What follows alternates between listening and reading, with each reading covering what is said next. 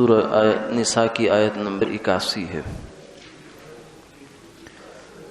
اعوذ باللہ من الشیطان الرجیم، بسم اللہ الرحمن الرحیم۔ وَيَقُولُونَ طَاعَةٌ فَإِذَا بَرَزُوا مِنْ عِنْدِكَ بَيَّتَ طَائِفَةٌ مِّنْهُمْ غَيْرَ الَّذِي تَقُولُ اللَّهُ يَكْتُبُ مَا يُبَيِّتُونَ فَأَعْرِضْ عَنْهُمْ وَتَوَكَّلْ عَلَى اللَّهِ وَكَفَى بِاللَّهِ وَكِيلًا أَفَلَا يَتَدَبَّرُونَ الْقُرْآنَ وَلَوْ كَانَ مِنْ عِنْدِ غَيْرِ اللَّهِ لَوَجَدُوا فِيهِ اخْتِلَافًا كَثِيرًا۔ صدق اللہ العظیم۔ اور یہ لوگ کہتے ہیں کہ قبول ہے، پھر جب باہر جاتے ہیں آپ کے پاس سے تو مشورہ کرتے ہیں بعض ان میں سے رات کو اس کے خلاف جو آپ سے کہہ چکے ہوتے ہیں، اور اللہ لکھتے ہیں ان کے مشوروں کو۔ آپ ان سے تغافل برتیے اور اللہ پر بھروسہ رکھیے، اور اللہ کافی ہے کارساز۔ یہ لوگ قرآن پاک میں غور نہیں کرتے، اگر یہ کسی غیر اللہ کی جانب سے ہوتا، اللہ کے علاوہ کسی اور کا کلام ہوتا تو انہیں اس میں بہت تفاوت نظر آتا۔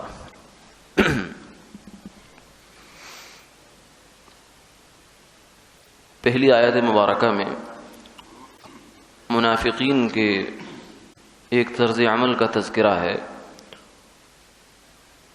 سورہ بقرہ کی ابتدا میں بھی اس قسم کی بات آئی تھی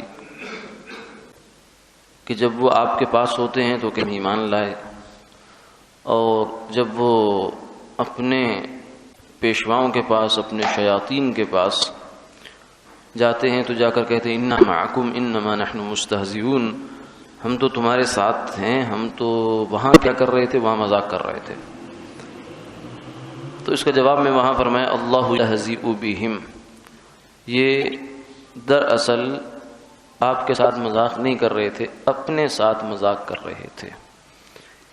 کیوں؟ اس لیے کہ اللہ رب العزت نے ان کے لیے نظام ایسا بنا دیا ہے کہ یہ اس میں پھنسے رہیں گے حتیٰ کہ ان کا انجام یہ ہوگا ان المنافقین فی الدرک الاسفل من النار، کہ یہ منافق اپنے آپ میں بڑے خوش ہیں کہ ہم چکر دے رہے ہیں لوگوں کو، کافروں کو بھی چکر دے رہے ہیں، مسلمانوں کو بھی چکر دے رہے ہیں، اور ہر طرف جو ہے وہ ہماری رسپیکٹ ہے، ہر طرف ہمارا عزت ہے، اور ہم اندر سے جو ہیں سو ہیں۔ تو اپنے خیال میں تو بڑے خوش ہیں، لیکن حقیقت میں ان کے ساتھ بڑا برا چکر ہو رہا ہے۔ وَيَمُدُّهُمْ فِي طُغْيَانِهِمْ يَعْمَهُونَ، اللہ ان کو ان کی سرکشی میں ڈھیل دیے جا رہے ہیں، اور اللہ کی جو ڈھیل ہے وہ بڑی خطرناک ہوتی ہے۔ تو یہاں اس آیت میں بھی ان کا یہ تذکرہ ہے دوسرے انداز میں کہ جب آپ کی مجلس میں ہوتے ہیں تو کہتے ہیں کہ ہم مانتے ہیں، کیونکہ پیچھے آیت آئی تھی کہ جو اللہ کی بات، اللہ کے رسول کی بات مانتا ہے وہ اللہ کی بات مانتا ہے۔ یہ لوگ کہتے ہیں ہم مانتے ہیں، یعنی ہم اللہ کے رسول کی بات مانتے ہیں، لیکن جب بات کا وقت ہوتا ہے اور تنہائی ہوتی ہے یا ان کے اپنے ہم نوا، ہم خیال، ہم نوالا، ہم پیالہ لوگ جمع ہوتے ہیں تو پھر یہ دوسری قسم کی باتیں کہتے ہیں، جو آپ سے قول و قرار کر کے گئے اس کے بالکل خلاف جا کے وہاں کہنا شروع ہو جاتے ہیں۔ لیکن یہ بیچارے بڑے بھولے بھالے ہیں، سادے ہیں، ان کو یہ خبر نہیں ہے کہ اللہ ان کے ایک ایک حرف کو لکھ رہے ہیں، ان کی رپورٹ ہو رہی ہے۔ جیسے دنیا میں کسی کو یہ کہا جائے کہ یہ واچ ہو رہا ہے، یعنی اس کے پیچھے جو خفیہ محکمہ ہے وہ اپنے افراد کو اس نے لگا رکھا ہے، اپنی چیزیں اس نے ساتھ لگا رکھی ہیں، تو اس کی ایک ایک حرکت نوٹ ہو رہی ہے۔ تو وہ آدمی اپنے خیال میں سمجھ رہا ہو کہ میں بڑا کام کر رہا ہوں، لیکن وہ جتنا غلط فہمی میں مبتلا ہے کہ میں آزاد ہوں، مجھے کوئی نہیں دیکھ رہا، اتنا زیادہ وہ پھنستا جائے گا. کیونکہ جو یہ خیال رکھتا ہے کہ مجھے کوئی دیکھ رہا ہے وہ محتاط ہو جاتا ہے، وہ پھر وہ کام نہیں کرتا جو اس کو نہیں کرنا چاہیے. اور جو یہ سمجھتا ہے کہ مجھے کوئی نہیں دیکھ رہا تو پھر وہ غیر محتاط ہو جاتا ہے، پھر وہ کھل کر کام کرتا ہے، ایسی حرکتیں کرتا ہے کہ جو نوٹ ہوتی ہیں وہ بالآخر رپورٹ ہوتی ہیں اور پھر اس کو سزا ملتی ہے. تو اسی طریقے سے یہ بات فرمائے واللہ یکتب ما یبیتون، اللہ ان کی شب بھر کی جو باتیں ہیں، تنہائی کی خلوت کی جو باتیں ہیں وہ اللہ لکھ رہے ہیں. ایک ایک لفظ لکھا جا رہا ہے، ایک ایک حرکت نوٹ ہو رہی ہے. تو یہ بیچارے کس بھول بھلیوں میں پڑے ہوئے ہیں. فأعرض عنہم، لیکن فرمایا کہ آپ ایسا کیجئے کہ ان کا پیچھا نہ کیجئے، ان کو نظر انداز کر دیجئے. فأعرض عنہم، آپ ان کے پیچھے پڑیں گے تو اگر کوئی ایسا برتن ہو یا ایسے کوئی ڈبہ ہو جس کے اوپر بڑی ملمہ سازی ہو، بڑا خوبصورت اوپر سے کاغذ واغذ ہو لیکن اندر اس کے گند بھرا ہوا ہو، تو اس کے پیچھے پڑنے کا نتیجہ کیا نکلتا ہے؟ یہی نکلتا ہے کہ آدمی کو تکلیف ہی ہوتی ہے. تو یہ منافق ہیں، فرمایا ان کی مثال تو یہ ہے، اندر سے ان کے کفر ہے، نفاق ہے، گندی عادات ہیں، گندے حرکتیں ہیں، اوپر سے اسلام کا لیبل ہے. اب اگر آپ ان کے پیچھے پڑیں گے تو اندر سے سوائے گند کے اور کیا نکلنا. فأعرض عنہم، آپ ان کو درگزر کر دیں، ان کو نظر انداز کر دیں. وتوکل علی اللہ، باقی رہا یہ خیال ہو سکتا ہے کہ اگر ہم ان کو نظر انداز کریں گے تو یہ ہمیں نقصان پہنچائیں گے، سازشیں کریں گے اور مسلمانوں کے خلاف کام کریں گے. تو اس کے لیے فرمایا کہ تم اللہ پر بھروسہ کرو. کیوں؟ اس لیے کہ تمہارے بس میں جتنا کام ہے، کیونکہ انسانی طاقت جو ہے، انسان کے عجیب معاملہ ہے کہ وہ ایک حد تک اسباب کو اختیار کر سکتا ہے، اس کے بعد اس کو ہاتھ کھڑے کر دیتا ہے ایک حد تک. تو توکل جو ہے وہ یہ ہے کہ اپنی بساط کی حد تک جتنا کام تم سے ہو سکتا ہے کر لو، باقی کا کام اللہ پر چھوڑو. توکل یہ انسان کو سکھاتا ہے.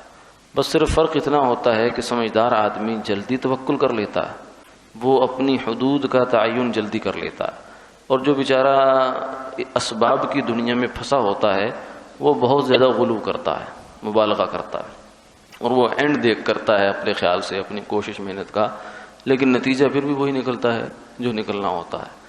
تو توکل یہ ہے کہ اپنے تئیں انسان آسانی سے، سہولت سے جتنی کوشش ہو سکتی ہے کر لے، باقی نتیجہ اللہ پہ چھوڑے. یعنی ہر وقت پریشان نہ رہے. کاروبار کا مسئلہ ہو یا صحت کا مسئلہ ہو یا کوئی اور مسئلہ ہو، اولاد کی تربیت کا مسئلہ ہے، تو آدمی اپنی حد تک کوشش کرے، دعا بھی کرے اللہ سے، اور معاملہ اللہ کے حوالے کرے. اپنے آپ کو زیادہ پریشان کرنا یہ درست نہیں. توکل ہمیں جو ہے اس پریشانی سے بچانے کا نسخہ ہے. متوکل ہے اللہ. فرمایا کہ کچھ اسباب کسی درجے میں احتیاط کے، منافقین سے احتیاط بھی ملحوظ رکھوائی گئی، ان سے احتیاط رکھو ضرور، لیکن اب آپ یہ خواہش رکھیں کہ سارے منافق ختم ہو جائیں یا ان کے اندر سے کچھ نکل آئے، پتہ چل جائے، تو یہ ایک ایسی بات ہے جو آپ کے بس میں بھی نہیں ہے اور اس کا کوئی خاطر خواہ فائدہ بھی نہیں ہے. اس لیے اس کو چھوڑ ہی دیجئے. متوکل علی اللہ، اور اللہ پر توکل کیجئے، اللہ ان سے انشاءاللہ مسلمانوں کو محفوظ رکھیں گے. وکفی باللہ وکیلا. کیوں؟ اس لیے کہ اللہ سے بڑھ کر کارساز کون ہے؟ منافق. کیا اللہ سے بڑھ کر کوئی نقصان پہنچا سکتا ہے مسلمان کو؟ نہیں، ایسا نہیں ہو سکتا. اللہ ہی سب کچھ کرنے والے ہیں. تم ان پر توکل کرو گے تو وہ تمہارے کام بنا دیں گے. افلا یتدبرون القرآن. اگلی آیت میں یہ فرمایا کہ یہ آیت بڑی اہم ہے کہ قرآن پاک کے بارے میں فرمایا کہ لوگ قرآن پاک پر تدبر کیوں نہیں کرتے، سوچ بچار کیوں نہیں کرتے. ایک ہے قراءت کرنا، تلاوت کرنا، ثواب، اس کا ثواب ملتا ہے. ایک ایک حرف پر جو ہے 10 نیکیاں ملتی ہیں. لیکن تدبر جو ہے وہ اس سے اگلی چیز ہے کہ اس کے معانی میں، اس کے مطالب میں اور اس کے مفاہیم میں اور اس کے مضمون میں انسان غور کرے کہ آخر اس میں کہا کیا گیا ہے، اس کو سمجھنے کی کوشش کرے.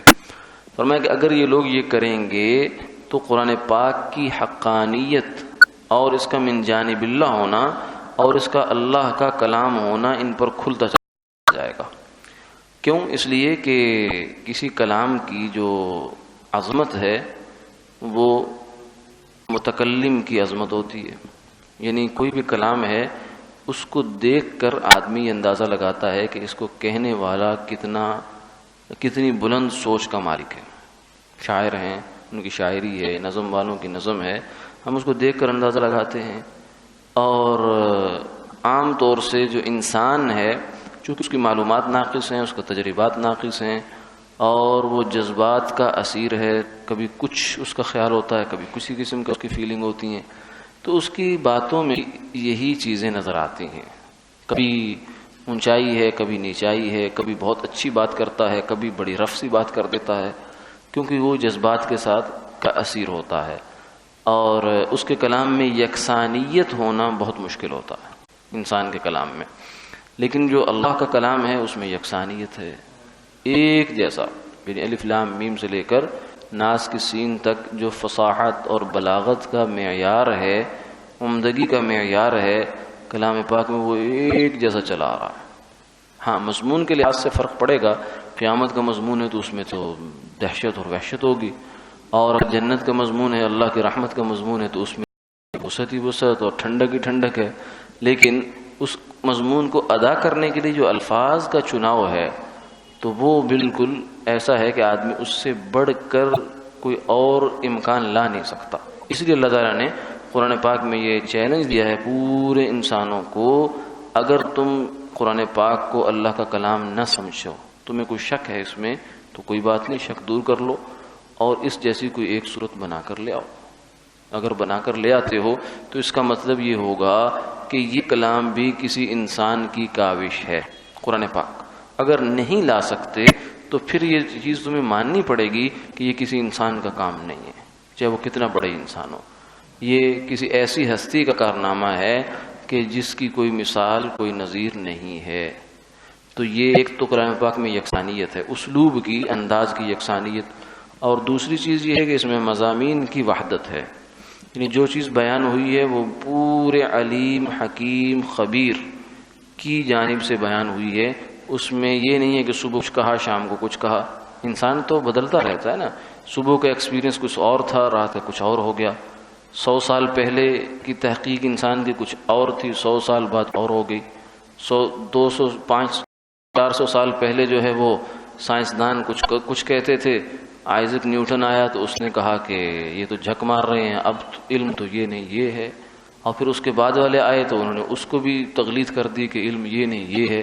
انسان تو بس اسی قسم کے بیچارہ کمزوریوں کا شکار رہتا ہے. اس کی تحقیقیں بدلتی رہتی ہیں، اس کے تجربات بدلتے رہتے ہیں، کیونکہ ناقص علم والا ہے بیچارہ. جیسے بچہ بچپن میں اس کے تصورات کچھ اور، لڑکپن میں اور، جوانی میں اور، بڑھاپے میں اس کے نظریات میں بہت سارا تغیر آ چکا ہوتا ہے. وہ اپنے بہت سارے فیصلوں پر پچھتاتا ہے. جوانی میں بڑی قوت کے ساتھ اور بڑی فہم کے ساتھ جو فیصلہ کیا ہوتا ہے، بڑھاپے میں جا کے اس پہ افسوس ہوتا ہے کہ نہیں ایسا نہیں کرنا چاہیے تھا، کاش میں ایسا نہ کرتا. لیکن اللہ کے علم میں یہ تغیر نہیں ہے. اس کا علم ناقص نہیں ہے، وہ کامل ہے. اور اس کے علم میں نہ ماضی ہے، نہ حال ہے، نہ مستقبل ہے. یہ ماضی، حال، مستقبل تو یہ اس کی مخلوق ہے. اس کا علم تو بہت کلیئر، یعنی کلیئر، واضح کا لفظ بھی اس کے لیے بہت محدود ہے. یہ الفاظ تو اس کی حقیقت بیان نہیں کر سکتے. تو ایسے علم والی ہستی کا کلام جو ہوگا اس میں کیوں تعارض ہوگا؟ ہاں تعارض جو بعض دفعہ نظر آتا ہے انسان کو وہ ظاہر میں ہوتا ہے. جب گہرائی میں اتر کر آدمی قرآن پاک کا مطالعہ کرے تو پھر اس کو یہ تعارض نظر نہیں آتا. اللہ تعالیٰ ہمیں قرآن پاک سے پوری طرح مستفید ہونے کی توفیق عطا فرمائے. آمین آمین.